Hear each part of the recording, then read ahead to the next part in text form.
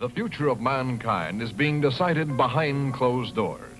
In laboratories all over the world, scientists are working on projects designed to take man beyond the confines of this Earth. You are looking at the actual models of spacecraft now being developed by agencies of the United States government. This is an Apollo spacecraft designed for elliptical orbit of the moon. Its lunar landing vehicle can transport 3 men safely to and from the moon's surface. These are other types of manned and remote control mechanisms, each designed for a specific function, many already in operation as satellites of this Earth, some in readiness for the moonshot, others designed for probes in deep space, a few to serve as space stations, and the most complex of all, prototypes of craft capable of putting a man on the surface of another planet. The wheel was one of man's first inventions and has been with him all of his civilized life. But now it, like so many other of his creations, must be modified to fit his new demands. These are 3 types of variable radius wheels designed to transport a vehicle over a rocky surface. New concepts are being created almost daily. Some will never get beyond the drawing board, but others, or their descendants, will become part of man's greatest adventure, the exploration and colonization of space. All over the world, men and women are working to make that dream a reality. Every aspect of the journey is being analyzed, from the tiniest control devices to the mightiest rocket engines. But it's not enough to just get there. Just as the great explorers sailed from Spain and England and France to discover the Americas so that the colonizers might come later, so will our exploration spacecraft precede the colonizers of the planets. Already plans are being made for the colonies. Sources of food and power must be found. Artificial atmospheres created. Everything done to build an Earth away from the Earth. No man living today can predict exactly what the future holds. But this much we do know. All through man's march across this Earth, the wildest dreams and fantasies of one age have become the commonplaces of the next. The motion picture you are about to see can be called today a fantasy of the future.